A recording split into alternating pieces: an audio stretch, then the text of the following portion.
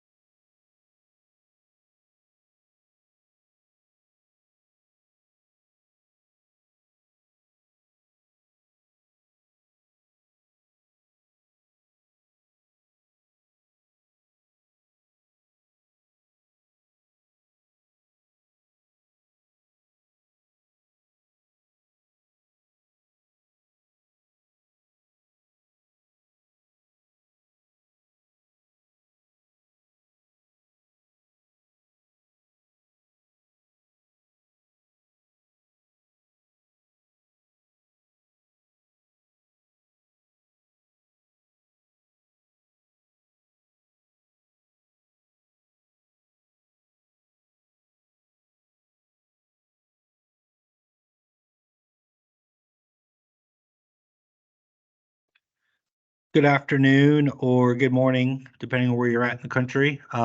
This is Jesse with OmniMetrix. We'll give it another minute or two just to make sure that everybody is joined, and then we'll go ahead and get started.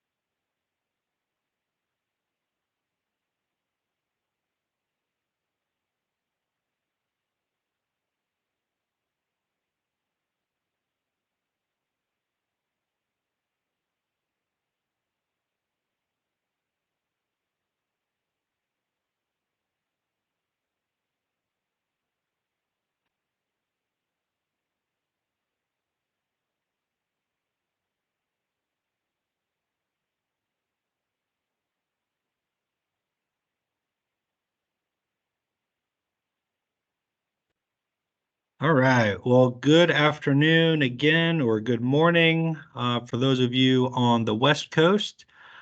Thank you for joining our OmniView 2.0 webinar. My name is Jesse Gott. I am the Director of Business Development here with OmniMetrix, along with a few other of my colleagues to assist if needed. But the purpose of today's webinar is really just to go through the new and improved OmniView system. As you can see on my screen, if you are viewing this, which I hope you are, the plan at this point in time is to migrate to our new platform come February 1st of 2024. So with that in mind, even though we've had this out for public consumption for a few months, we wanted to do a little more of a deep dive, formal introduction into OmniView 2.0, and also encourage as many people as possible to use it, provide feedback. That way we can make it the best that we can be. So I will be going over some of the stuff that is about the same from our current classic view of OmniView. I'll go over a few items that are new that are only available in OmniView 2.0, and kind of give a highlight, a little bit of everything so we can all be better users of OmniView and what it can do for us today.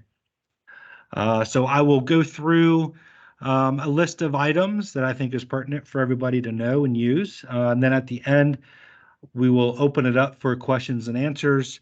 So if you have any questions, feel free to save those to the end, or you can pop them into the chat option on your Teams, and we will answer them to the best of our ability as well.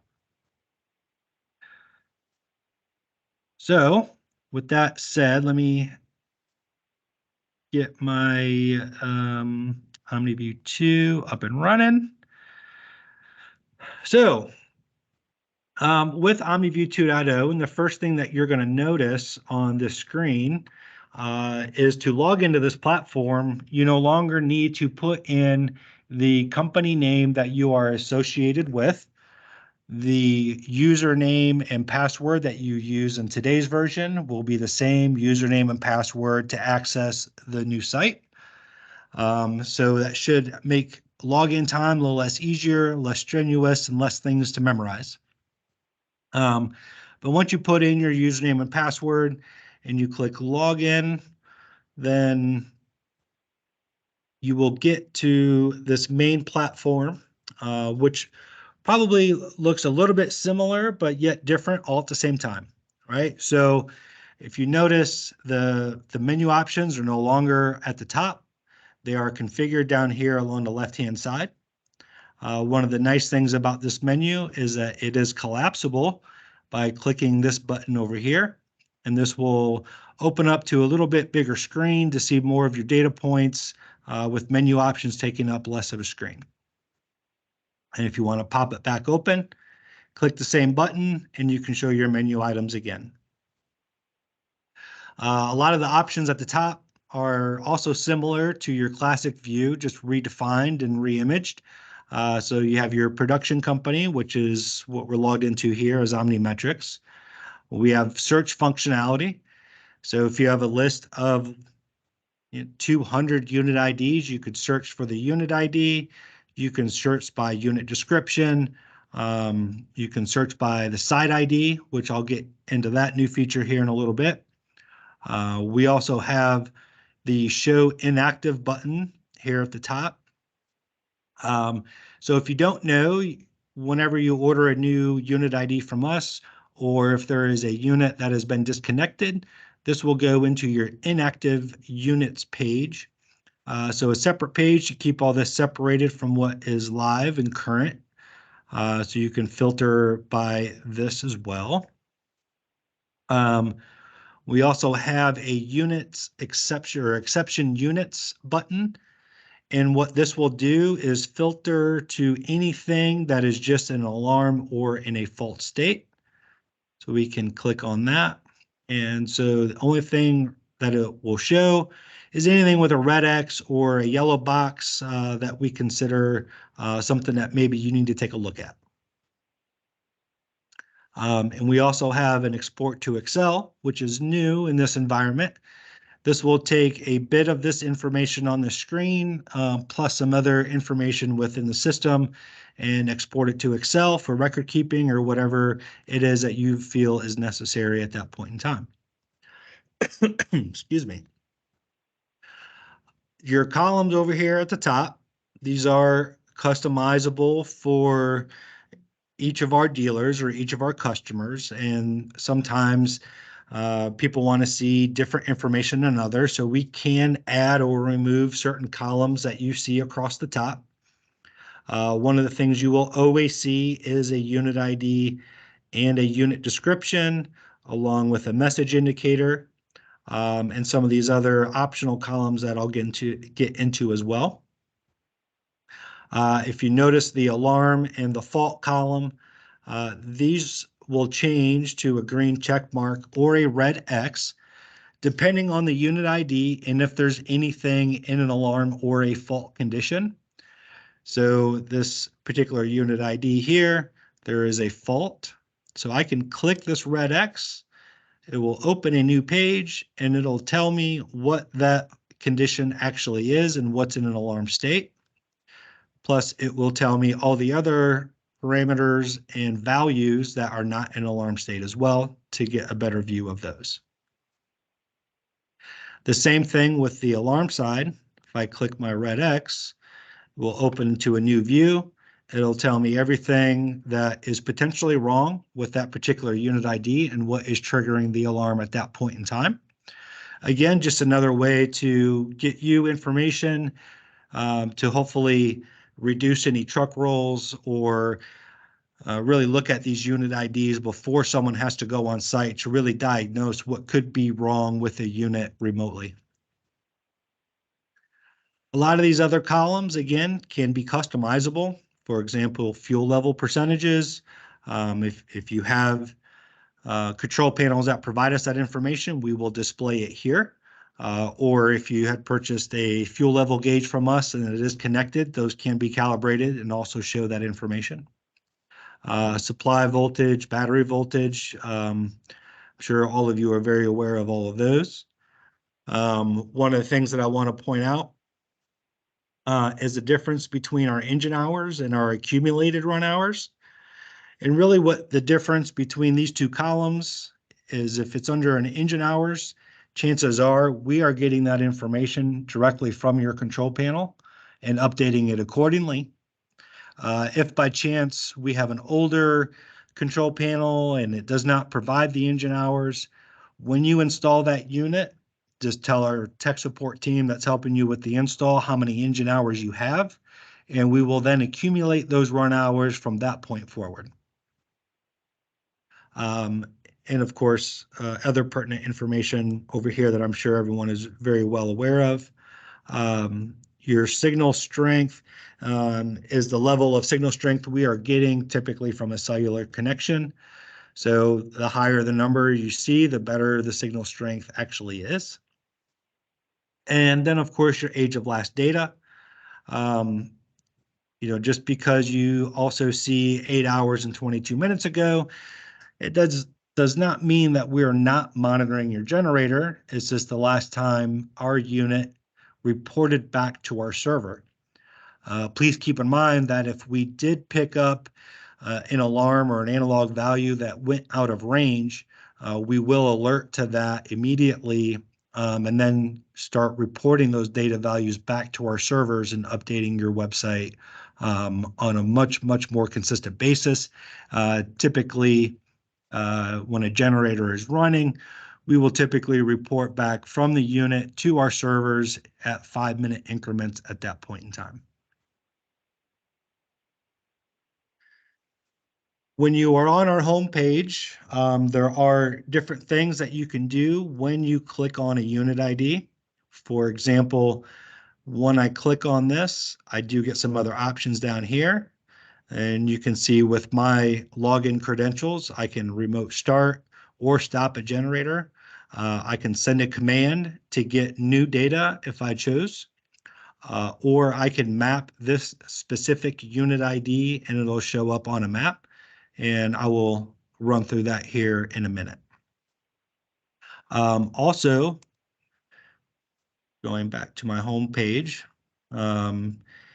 you can see, there are a number of options here under my view option. But when I click a unit ID, those options become more because they are more specific to a unit ID. So if you wanted to run any kind of specific reports, or if you wanted to graph out your battery level over a period of time, this is where you would click the unit ID and then choose a different menu option at that point in time. So please keep that in mind if you're wanting to dive a little bit into further detail on a specific unit ID. You can always go back to your main dashboard by clicking dashboard up top, or you can click apply here and it'll take you back to the main page that you are on to get a more holistic view on everything that you're in charge of within your company. One of the things that we get quite a few calls and emails about are adding message recipients or adding users to your company that you have. So if we want to talk about adding message recipients, you can click the envelope button here, or if you had a unit ID clicked open, you can also click the green envelope and it'll pull up into this page as well. From here, it's really easy to do to create a new message recipient, create new recipient at the top. You can put in your recipient name. And then here is where you put the customer's email address or phone number. Keep in mind, we no longer require that the phone number be in an email format. So in the past, if you had a phone number and they belonged to Verizon Wireless, you would put their phone number at vtex.com for it to work. That is no longer necessary and no longer valid. So all you would need to do is put in the mobile number at the top. You want to select active and machine active here. And then this checkbox is very important because that is your consent for us to send a text alert or an email alert to whether it's you or your customer. Once all this information is filled out and we choose our message type and recipient mail type, which I'll get into in a second, your user will receive a text alert telling them, welcome to OmniMetrix, and it'll provide some other information. So if they wanted to opt out of text alerts, they can reply back stop, or if they needed additional help, they can reply back help. So those are just kind of legal mandatory things that we are required to provide at that time. Plus it gives your customer or your users, the ability to know that this actually worked, that they're getting that welcome text. As far as your message types, as you can see, there are several different ones to choose from. I would say our persisted messaging is probably our most popular one, as well as the standard message type. And we also get the question quite frequently is, well, what is the difference? So in speaking to standard messaging, this is a message type that will trigger an alert, whether it's an email or a text, to any message recipient of that unit ID whenever there is any kind of state change on your generator. So if we think about a generator doing its weekly exercise Monday at 10 a.m., then if you are subscribed to your standard messaging type, then you will get an alert when that generator starts, and you will get an alert when that generator stops. So those are considered state changes, and those are alerts sent to your device. Now, if we talk about persisted messaging is more of a time-delayed alert. So it definitely reduces the amount of alerts that you're going to get but just notify you essentially of those important ones. So if we think about a exercise schedule again, if it's supposed to exercise Monday at 10 and you are subscribed to Persisted, you will not receive an alert when it started, nor would you receive an alert when it stopped. However, if that generator did not run its weekly exercise, then the persisted alert would then provide the message to you. So it will actually wait a week and 4 hours to make sure that it actually didn't start late and then provide that alert. So there's that time filter in there to really ensure that the alert that we're providing you is probably something that would need to be looked into or taken care of somewhat urgently, depending on what it is. The last message type that I want to touch on as well is the log on only. And this is really designed for the homeowners or the business owners that we really just want to provide them log on access. We don't need to provide them any alerts, but we want to have them access to their unit ID and their unit ID only. And this is our way of achieving that. So if that is the case, you can choose log on only. But for this scenario, if I chose persisted, and this is a text alert because I enter my mobile number and you click save, then that would add me and my mobile number to this unit ID as a message recipient.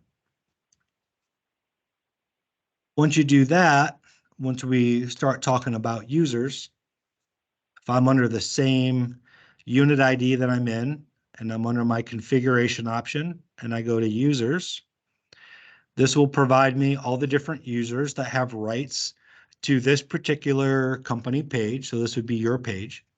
And this would also give green check marks to the different credentials that that particular user has access to. So again, if you are wanting to create a user with no credentials and they just want log on access, you would have basically everything in these X's besides the active button. And to create a new user, I click this button up top. I can put in a name.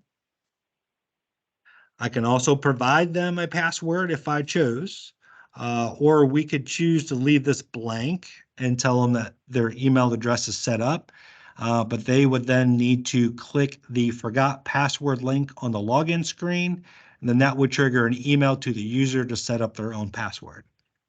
So it's completely up to you on how you want to configure that. And then as far as your configurations goes, we have all these different permission sets here, and all of these could vary depending on who you are within a company or if they are a homeowner, for example. So if we are talking about a homeowner, we would not check anything except this active box here, along with the message recipient type of log on only, and that would give them access to only their unit ID and nothing else within your company. Please be cognizant on these message configure or these user configurations that you're assigning. There may be reasons within your organization where you don't want someone to have command permission. So if you do not want someone to be able to remotely start or stop a generator, it is probably a good idea to not check that box. Or if you do not want someone within your organization to add new users or configurations, you probably want to leave these checkbox unchecked as well. So these are all things that are under your control and under your capabilities to be able to add different users to your organization, whether it's to one or many unit IDs that you have. So if you go back to our main dashboard, one of the things that you can also do as far as each particular unit ID is you see this unit description here. That is something that is customizable by you. So if you want an address or a business description or whatever you want it to do, if you click on the unit ID and you go to your edit monitor page, you can add your locations. You see a little bit more here just because of my login credentials being with OmniMetrix, but this is where you add your location, your description for that unit ID as well. This is all controlled with under your edit monitor page.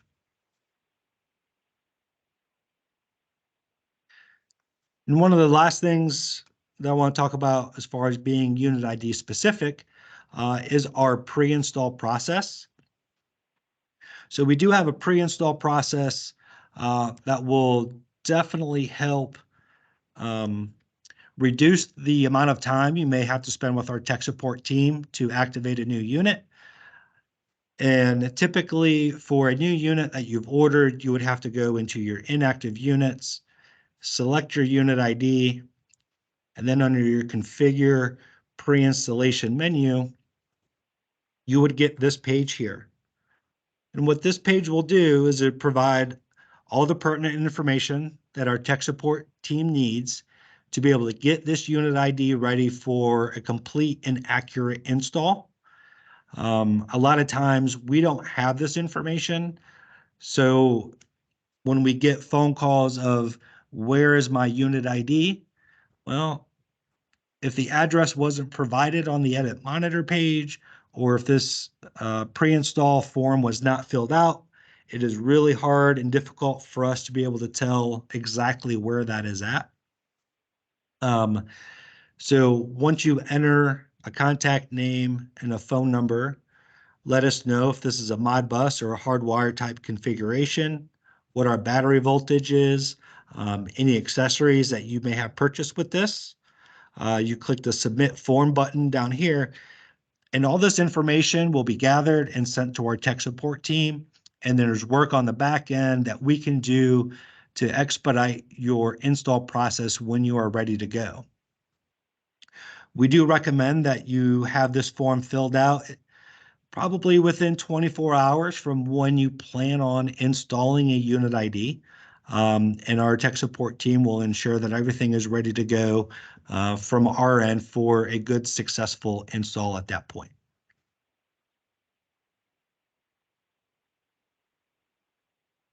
So a couple of things that I want to point out that are either brand new to OmniView 2.0 or things that may have been available for kind of a short period of time. And the first thing is I want to point out is this site ID. And this site ID really comes in handy if you want to segregate your unit IDs to a specific region or an area or a location, however you control your business. So for these, I just labeled them North region, South region, Big Ten, SEC, however you want to label these. But each of these can be done from your end, again, by clicking a unit ID, go into your configuration and edit monitor page. And I can change the site ID right here to whatever I want. And I click submit, and it will update on my dashboard homepage.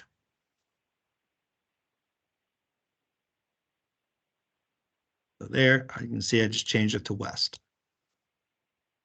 So if there are anybody that wants to use this feature, there is no charge for this, but it is something that we would need to turn on internally here at OmniMetrix. So if that is the case, just let our tech support team know or talk with your regional sales manager, and we will absolutely turn on this column for you to be able to use at your will. The other aspect that I wanted to talk about as well is this air quality column here. And this is brand new. It's only been out and available within this platform for a couple weeks. But this information we are pulling directly from the airnow.gov website. And a lot of our dealers, more so in the Northeast and California and those areas, especially as it pertains to AQMD or clean air days, will find this information very beneficial to know when a generator can run its weekly exercise or not. So these numbers that you see in this column are pulled directly from airnow.gov every hour, and they are color coded to match what that website provides. So whether it's yellow or green, could be red or maroon. So we will match the color based on the numbering system from that website. It is important to note that we are matching the unit ID's address and specifically the zip code to the airnow.gov website. So there is no number here, which tells me that there is no address for this unit ID. So if you wanted a number to show up, then that's the importance of providing an accurate address. You can add the address plus the zip code. And then once we pull those AQI numbers again, then that number would show up here. So we did take the air quality index to a different level as well. And I'm going to flip to our mapping under GPS, and I want to map all my units, right? So the first thing you're going to notice is it will map the unit IDs that I have, but then up here at the top, I can turn AQI on. And what that is going to do is overlay the map that, again, we are pulling from airnow.gov, so you can visually get a representation of what the air quality index is for your area or the unit IDs that you are monitoring. You can also click in here and it'll tell you that this particular area is a moderate air day.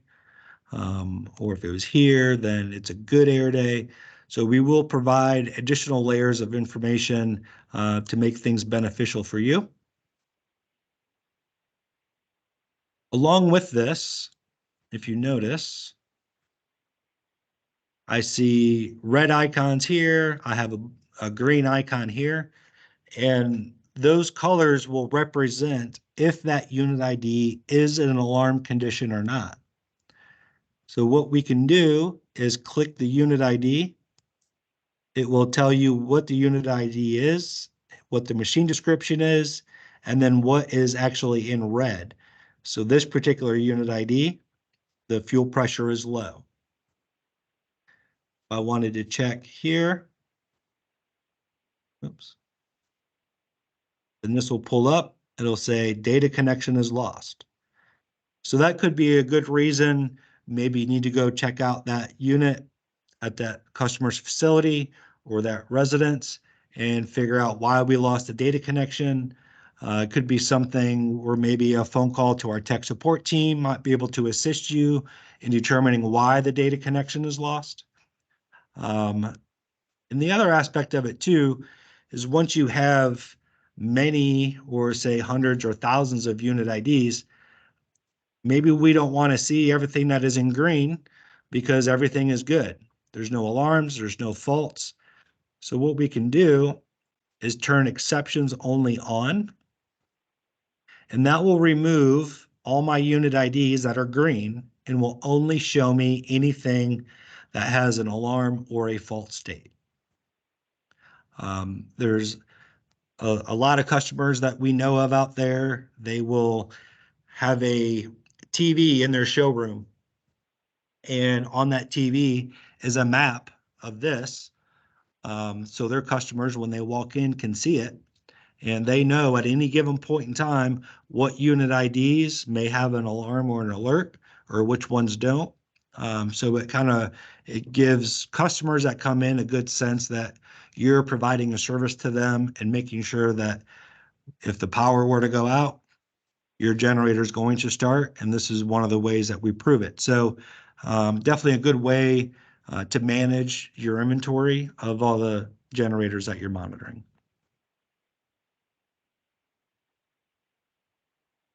The other aspect of air quality and really reporting, whether it's AQMD or just general run reports. If it's something where you're being audited and you need to prove when a generator ran or why it ran, one of the enhancements with OmniView 2.0 and OmniView 2.0 only is we've incorporated what we call run reports into either a unit ID or holistically as a company. Typically in the past, this is something, that we would charge a little bit extra to have from a reporting functionality. So I would encourage, if what I'm going to show you is of interest to you and your company, reach out to your regional sales manager, and that can be discussed to get this feature turned on. But once you click on a unit ID, you're going to see this reports option down here. And I have this option called Run Report. So I can click on Run Report and run. It'll base it off that unit ID. And I select a start date and an end date from when I want this report to run.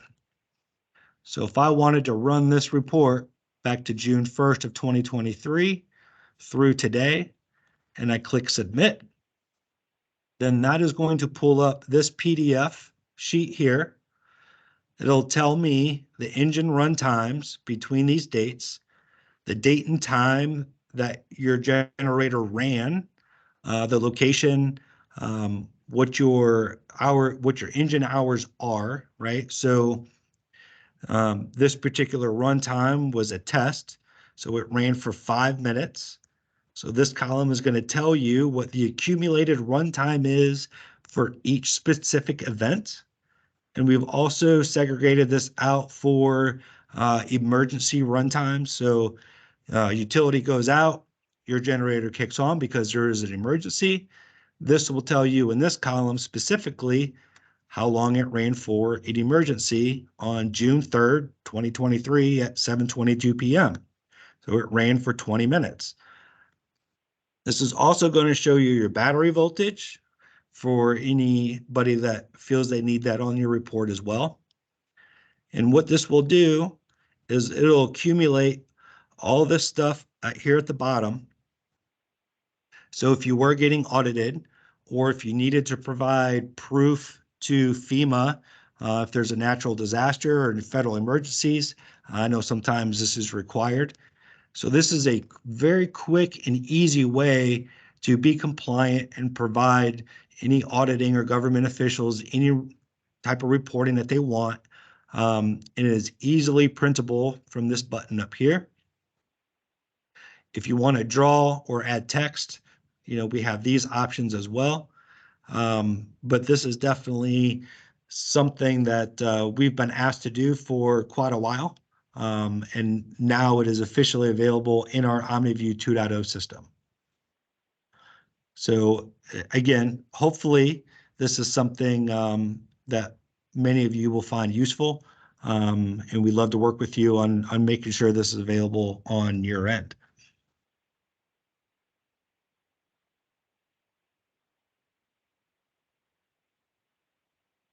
So I've given kind of a high level of a little bit of everything on here. A lot of this stuff, isn't necessarily new per se, although these last air quality items and run reports are. But what we are really encouraging everybody to do is to use this platform and to provide any feedback. We want to make this as good of a clean cut crossover as we can. We don't always know how you use OmniView in today's world. So there are a couple different ways to get to OmniView 2.0. So the first way is by going to OmniMetrix.net, and there are a couple different buttons on our homepage to access this system. If you're used to using our classic version, we do provide a link on that page to access this newer version as well. And once you do log in, if you do find any kind of bugs or hiccups, or maybe something just isn't quite right, under your customer support menu item, there's a feedback form or page that this will link to. So I would highly encourage to provide any feedback if you do find some that needs to be adjusted, or even if there are additional features that you would like to see going forward. I am definitely all ears on any kind of new feature sets or things that would make your jobs easier or more efficient. So please feel free to provide the feedback here. We also have a customer support form as well. So this is something that can be utilized if you need to bring something to tech support's attention, or maybe it's a disconnect a unit, or maybe there's a billing question. Maybe we need to speak to sales. So this will give you an opportunity to create a ticket on our end, and then our folks here at OmniMetrix will handle it accordingly. So, if we wanted to talk to sales, you can choose a quote or an order or a demo, put in your details and click submit, and then that will get routed to our sales team, and they will help you as quickly as possible. So a couple good links there that I highly encourage everyone to check out once they get logged into the platform. So with that said, I do want to give everybody the ability to answer any questions you may have, whether they're in a chat or if you want to go off mute and ask the question. We have a bunch of people here that are more than willing to help. So the floor is yours for any questions anyone may have.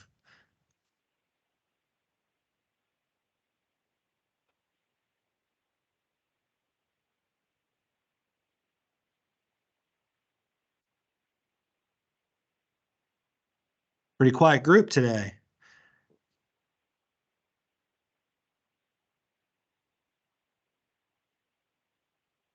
Okay, just making sure. Any questions?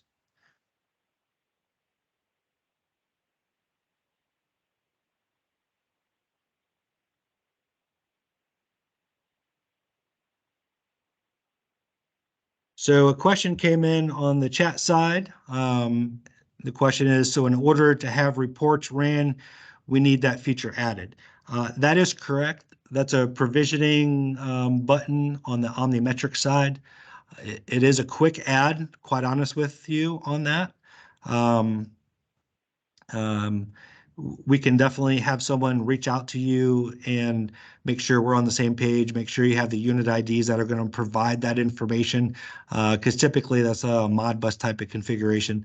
So we'll have someone reach out to you and make sure that we're doing our due diligence on that as well. But once it gets added, it literally takes a few minutes and you're good to go on that. Good question.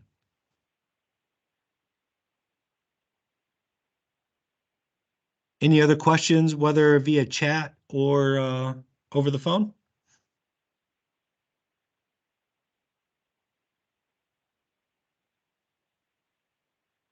Okay. Well, I appreciate your time. Again, I highly encourage to start using this platform, providing any feedback if you have any. We're doing our best to make it a lot better look and feel than what many people have been used to. So this meeting has been recorded. We will get this recording out as soon as we can. And if you have any questions, again, my name is Jesse Gott. Feel free to reach out to myself or anybody here at OmniMetrix, and we will help you out as soon as we can. Thank you all. Thank you, Jesse.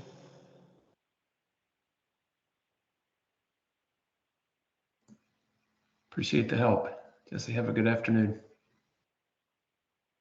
Thank you.